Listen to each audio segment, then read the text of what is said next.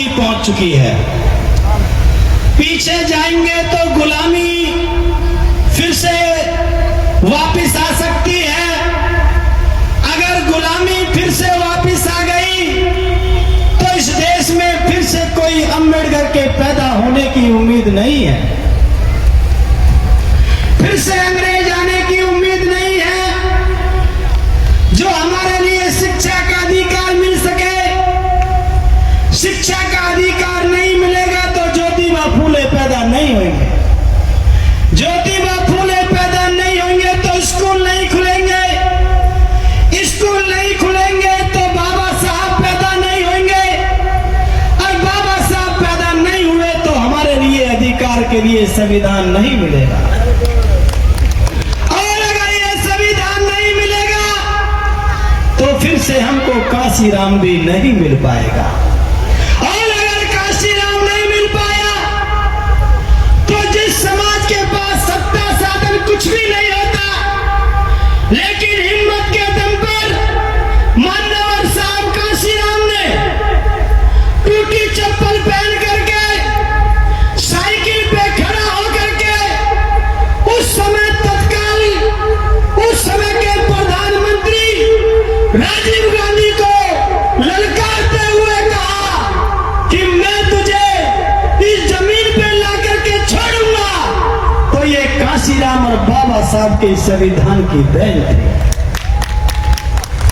जिससे चाहा उससे टकरा गए। मैं एक बात बता करके अपनी बात को समाप्त करूंगा। विरोधी लोग गुलाम बनाना चाहते हैं, लेकिन मैं धन्यवाद करता हूं उस नौजवान पीढ़ी को और अपने बुजुर्गों को। यहां पर मरना मंजूर है, लेकिन गुलामी स्वीकार करना मंजूर नहीं है इस समाज को। अगर आप लोग, मैं धन्यवाद देता हूं अपने युवाओं को, वो लोग हमको घुड़चढ़ी से उतारने का काम करते हैं, लेकिन उसका बदला लेने के लिए आपके समाज के वीर सपूत एक घोड़ी नहीं 10-10 हाथी लेकर के जाते हैं और वहां पे जाके घुड़चढ़ी करने का काम। ठीक है, जिस समाज के लोग ठीक है, पीछे ना हटे,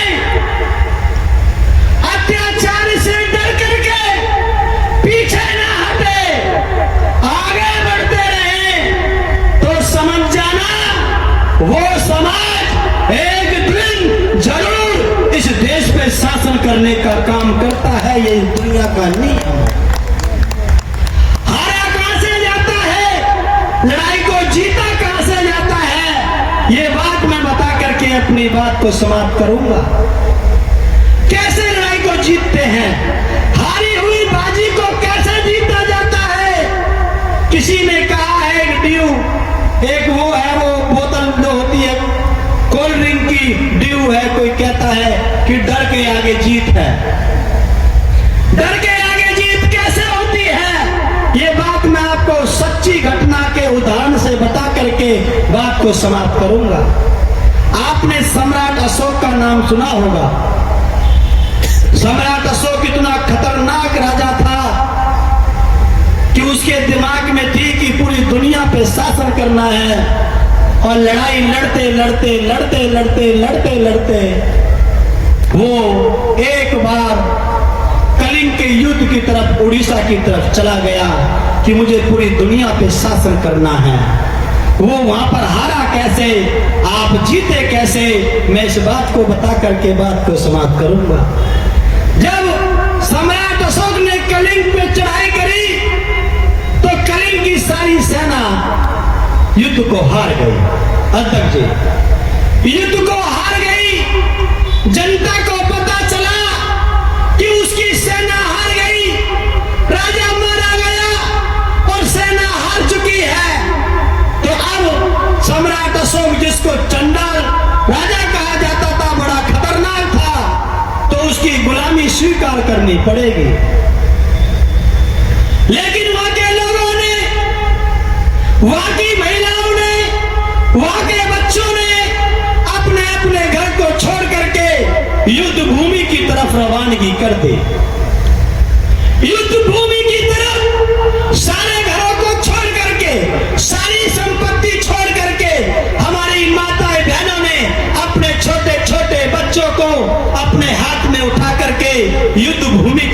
चल दिए। सब खाली हो गया। युद्ध भूमि नौजवान बच्चों से, आदमी से, पुरुष से, छोटे छोटे बच्चों से भर गई। सम्राट अशोक ने सोचा लड़ाई तो मैं जीत गया, राजा मैंने मार दिया, सेना सारी पस्त हो गई। ये कौन लोग हैं जो सामने से निर्भीक होकर के मेरी तरफ बिना किसी खौफ के चले आ रहे हैं? ये कौन लोग हैं?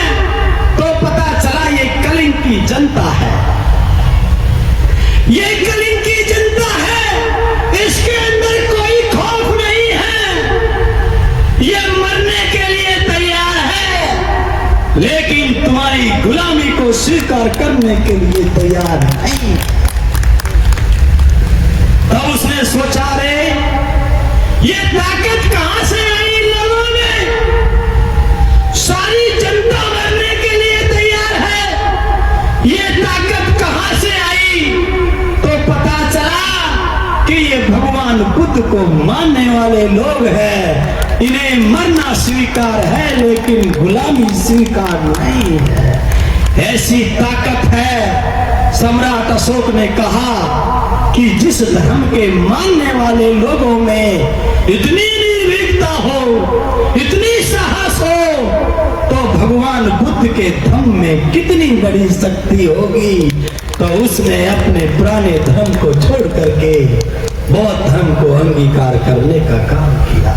मैं इस माध्यम से ये बताना चाहता हूं, आज तुमने पूरे देश में, पूरी दुनिया में देखा होगा, कोई बहुत बड़ा प्रयास नहीं किया, लेकिन पूरे देश की सड़कें नीली थी। एक एक बच्चा, एक एक आदमी, एक एक माता बहन अपने बच्चों को लेकर के रोड पे उतरी हुई थी। जिस समाज के लोग अपने महापुरुष के लिए, अपने अधिकारों के लिए A to Z सब लोग रोड पे उतर जाए, उस समाज को गुलाम बनाना इतना आसान नहीं है। वो मरना स्वीकार कर सकता है, लेकिन तुम्हारी गुलामी स्वीकार नहीं कर सकता। इसलिए मैं धन्यवाद देता हूं पूरे देश के आज जिन लोगों ने इस मूवमेंट को और इस त्योहार को सेलिब्रेट किया। कि आज आपने देखा सोशल मीडिया पे, देखना दिवाली और होली आपको फीकी पड़ती हुई दिखाई दी। ऐसे महापुरुष के जन्मदिन पे आप सभी को लख लख बधाई देते हुए मैं अपनी वाणी को विराम देता हूं। जय भीम, जय भारत, जय काशीराम, जय भगत सिंह, जय बसपा। धन्यवाद।